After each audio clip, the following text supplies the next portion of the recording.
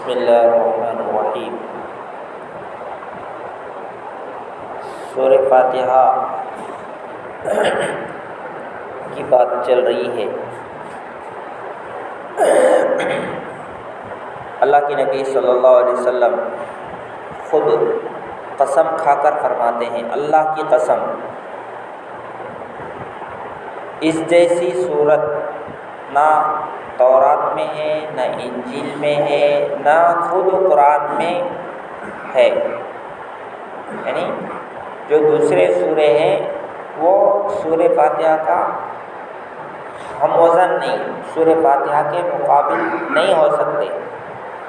ایسی قیمتی سورہ ہے یہ سورہ فاتحہ، اور اسی سے قرآن کریم کا آغاز ہے، اور اسی سے نماز بھی شروع ہوتی ہے سورہ فاتحہ سے، اور یہی وہ پہلی سورت ہے جو مکمل طور پر نازل ہوئی۔ دوسرے یعنی قرآن جب پہلی مرتبہ نازل ہوا تو کچھ آیتیں شروع میں آئی، جیسے سورہ علق کی 5 آیتیں، اقرأ باسم ربک الذی، پورا سورہ نازل نہیں ہوا۔ اس کے بعد پھر مزمل کی آیتیں، مدثر کی آیتیں، کچھ آیتیں نازل ہوئی، لیکن کمپلیٹلی پہلی مرتبہ پورا سورہ جو نازل ہوا وہ یہی سورہ نازل ہوا ہے، سورہ فاتحہ۔ تو اس کی پہلی آیت ہے الحمدللہ رب العالمین، تمام تعریفیں اللہ کے لیے ہیں جو سارے جہاں کو پالنے والا ہے۔ تمام تعریفیں اللہ کے لیے ہے جو سارے جہاں کو پالنے والا ہے۔ تو ہر قسم کی تعریف وہ صرف اللہ، یعنی تعریف کے لائق اگر کوئی ہے تو وہ صرف اللہ کی ذات ہے۔ انسان جو ہے بہت سی چیزیں دیکھتا ہے، مثلا کسی نے بلڈنگ بنایا، اس کو دیکھ کر، بلڈنگ کو دیکھ کر تعریف کرتا ہے، واہ کیا ہے، کیا بلڈنگ ہے، کیا اچھا ہے۔ بلڈنگ کی تعریف کی اس نے، بہت اچھا ہے۔ تو بلڈنگ کی تعریف کر رہا ہے تو کیا بلڈنگ تعریف کے قابل ہے؟ اصل میں بلڈنگ کی تعریف نہیں کر رہا وہ، مطلب بلڈنگ کی تعریف کر رہا ہے کا مطلب یہ ہے کہ جو بلڈنگ بنایا اس کی تعریف کر رہا ہے۔ بلڈنگ تو تعریف کے قابل نہیں، جو بنایا ہے نا بلڈنگ اس کی تعریف کر رہا ہے۔ اب بلڈنگ بنانے والے کی تعریف کر رہا ہے، اس کا مطلب ہے بلڈنگ بنانے والے کو کون بنایا؟ انجینئر ہے، انجینئر کو کون بنایا؟ اللہ بنایا۔ تو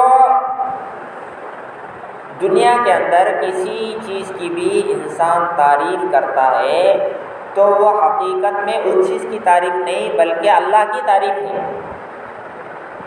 کوئی بھی چیز کی تعریف کریں دے وہ، حقیقت میں اس چیز کو پیدا کرنے والے حقیقی مالک کون ہے؟ اللہ ہے۔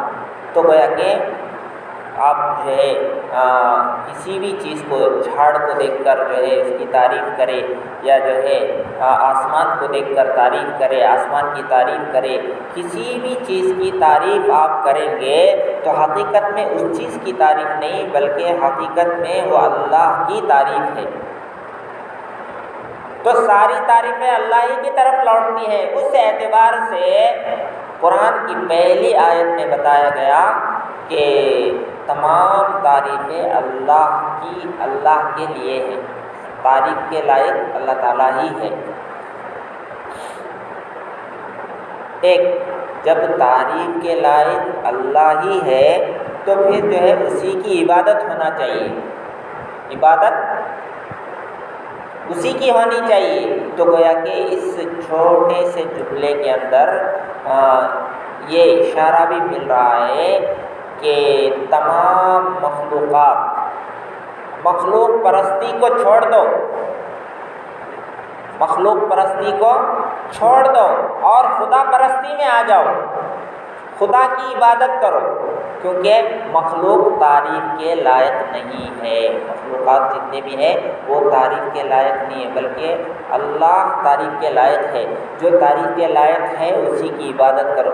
گویا کہ پہلی آیت میں ہی توحید کا ثبوت ہو رہا ہے، پہلی آیت میں ہی یعنی توحید کو اللہ تعالیٰ اس چھوٹے جملے میں ثابت کر رہے ہیں۔ ایک دوسرا، الحمدللہ، تمام تعریفیں اللہ کے لیے ہے۔ یہ بات بھی اس میں بتائی گئی ہے کہ اگر تم کوئی کام کر رہے ہو تو یہ تمہارا کوئی کمال نہیں، یہ بھی اللہ کی تعریف ہے۔ انسان کوئی اچھا کام کرتا ہے، کچھ لکھنا شروع کرتا ہے، یا جو ہے بیان کرنا شروع کرتا ہے، یا کوئی بھی اچھا بیان اس نے کر لیا، یا جو ہے اچھا کام اس نے کر لیا، تو اس کے دل میں یہ بات آ سکتی ہے کہ میں بھی کچھ ہوں۔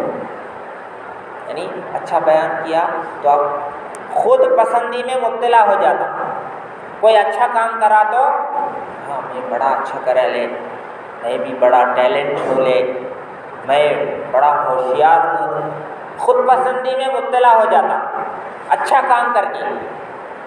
تو یہ پیغام ہے کہ تم خود پسندی میں مبتلا ہونے کی ضرورت نہیں ہے، اپنے آپ کو اچھا سمجھنے کی ضرورت نہیں ہے، بلکہ یہ تعریف بھی اللہ کے لیے ہے۔ یہ تمہیں جو اچھا کام کیے ہیں، جو تم اچھا بیان کیے، یا اچھی چیز لکھے، یا اچھا گھر بندے، یا اچھا جو بھی ہوا ہے، یہ سب جو ہے اللہ کی تعریف ہے۔ نہیں گویا کہ یہ اقرار کرو، یہ میری خوبی نہیں، بلکہ اللہ نے یہ خوبی میرے اندر پیدا کیا، تو تعریف اصل میں اسی کی ہے، میری کوئی تعریف نہیں، میں تعریف کے لائق نہیں۔ تو گویا کہ یہ میسیج ہے۔ اگر کوئی آدمی اپنے آپ کو اچھا سمجھتا ہے، میں بھی کچھ ہوں، میرا بھی کچھ ہونا چاہیے، میرا بھی کچھ مقام ہے، میرا بھی کچھ مرتبہ ہے، میری بھی کوئی حیثیت ہے، اگر یہ سمجھتا ہے تو اس کا مطلب یہ ہے کہ اس کو سورہ فاتحہ کا پہلا آیت ہی سمجھ میں نہیں آیا۔ سورہ فاتحہ کا پہلی آیت اس کو ابھی تک سمجھ میں ہی نہیں آیا، جو اپنے آپ کو بڑا سمجھتا ہے، کیونکہ اللہ کہہ رہا ہے کہ تمام قسم کی تعریفیں میرے لیے ہے، اور یہ خود اپنی تعریف کر رہا ہے، میں کچھ ہوں، میں ایسا کیا، میں ویسا کیا، میں یہ کرا، میں ویسا کرتا ہوں، میں ایسا کرتا ہوں، میں ایسا میرے اندر یہ ہوں۔ تو انسان خوبیوں کے لائق نہیں ہے۔ خوبیاں اللہ نے اس کے اندر پیدا کیا ہے، تو یہ اللہ کی شان ہے، یہ اللہ کی تعریف ہے۔ انسان کی کیا تعریف ہے؟ تو تمام قسم کی تعریفیں اللہ کے لیے۔ اس میں دوسرا جملہ ہے رب العالمین، سارے عالم کو پالنے والا۔ تو ایک تو تعریفیں اللہ کے لیے ہے۔ تعریف کیوں ہے اللہ کے لیے؟ ساری تعریفیں کیوں ہیں؟ اس کی دلیل آگے، رب العالمین، تمام تعریفیں اللہ کے لیے اس لیے ہے کہ وہ سارے عالم کو پالنے والا ہے۔ خامخواہ اس کے لیے ساری تعریفیں نہیں، وہ جو ہے آدمی کوئی ایک کمیونٹی کا بڑا ہوتا ہے تو کتنا لوگ تعریف کرتے ہیں، وہ اللہ ایسا کرے، یہ کرے، وہ کرے، کتنا فخر لیتے ہیں۔ صرف ایک جگہ کا کچھ کام کر رہا ہے، کچھ اچھا کام کر رہا ہے تو فخر لیتے ہیں۔ تو اللہ تبارک و تعالیٰ سارے عالم کو پال رہا ہے، پورا مینجمنٹ، پورا ورلڈ کا مینجمنٹ اسی کے ہاتھ میں ہے، تو وہ کتنا جو ہے تعریف کے قابل ہے۔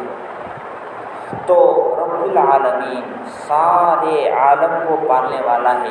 تو عالم کے اندر بہت ساری چیزیں ہیں، روایتوں میں آتا ہے ٹوٹل 80 عالم ہیں، اور بعض روایتوں میں آتا ہے کہ 40,000 عالم ہیں۔ ایک عالم یعنی یہ دنیا ہے، یہ ایک عالم ہے، یہ گیلیکسیز ہے، جتنے گیلیکسیز وہ ایک عالم ہے، وہ ایک بڑا جو ہے شیڈول ہے، اس کے اندر کی باریکیاں کسی کو معلوم۔ یہ جھاڑ ہے، جھاڑ، یہ جھاڑوں کے اوپر ریسرچ کرنے والے جو ہے ان کا ایک ٹیم ہے۔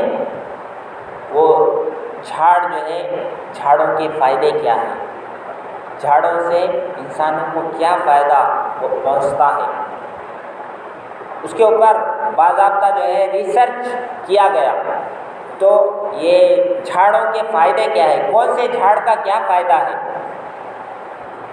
تو یہ اس کو بولتے ہیں، یہ سائنس میں جو ہے زیالوجی، بایولوجی اور جو ہے کیمسٹری، باٹنی، یہ سب عالم ہے۔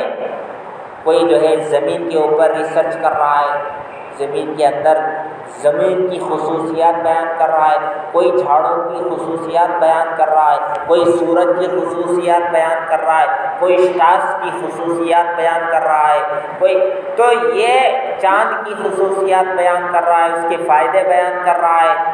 تو یہ جتنے ہیں ایسٹرولوجی، یہ جتنی چیزیں ہیں یہ ایک عالم ہے، اور اس کا سسٹم سب اللہ کے ہاتھ میں ہے۔ یہ ستاروں کا سسٹم، چاند کا سسٹم، زمین کا سسٹم، آسمان کا سسٹم، پانی کا سسٹم، دھوپ کا سسٹم، یہ جتنے ہم دیکھ رہے ہیں یہ ایک عالم کا ہے، ایک ہی عالم ہے۔ ایسے بہت سارے عالم ہیں۔ سمندر یہ ایک عالم ہے، اس کے اوپر باضابطہ ریسرچ ہو رہا ہے، سمندروں کے اندر کیا کیا چیزیں ہیں، سمندر کی خاصیات کیا ہے، پانی کھارا کیوں ہوتا ہے، سمندر کا پانی کھارا کیوں ہوتا ہے، میٹھا کیوں نہیں ہوتا، نہر کا پانی میٹھا ہوتا ہے، نیچے بور کا پانی میٹھا ہوتا ہے، لیکن سمندر کا کیوں نہیں ہوتا، کیونکہ سمندر کے اندر ہر طرح کی گندگی چلا جاتا ہے، انسان بھی مرتے ہیں، جانور بھی مرتے ہیں، ہر طرح کی جو ہے گندگی اس میں جاتی ہے۔ اگر نمکین نہ ہو تو وہ پانی خراب ہو جائے گا۔ وہ کھارا پانی اس لیے ہے کہ اگر کھارا پن ختم ہو جائے اس کی سمندر کی تو پانی بدبودار ہو جائے گا۔ وہ کھارا پن جو ہے ساری چیزوں کو ختم کرتا ہے، وہ چاہے لاش ہو، چاہے کوئی سی چیز بھی جائے اس میں، تو وہ کھارا پن جو ہے اس کے چیز کو ختم کرتا ہے۔ تو سمندر ایک عالم ہے، پہاڑ ایک عالم ہے، تو عالم ایسے بہت سارے، ایسے جو ہے ساتوں آسمان ہیں، اس کے اندر کیا چلتا ہے، اس کو کیا ضرورت ہے، کس کو کیا ضرورت ہے، وہ ساری ضرورتوں کو پورا کرنے والا، سب کی ضرورتوں کو پورا کرنے والا رب العالمین، سارے عالم کو پالنے والا۔ اور بھی باتیں سلسلے میں ہے، اللہ اس کو سمجھ کر اللہ کی معرفت عطا فرمائے۔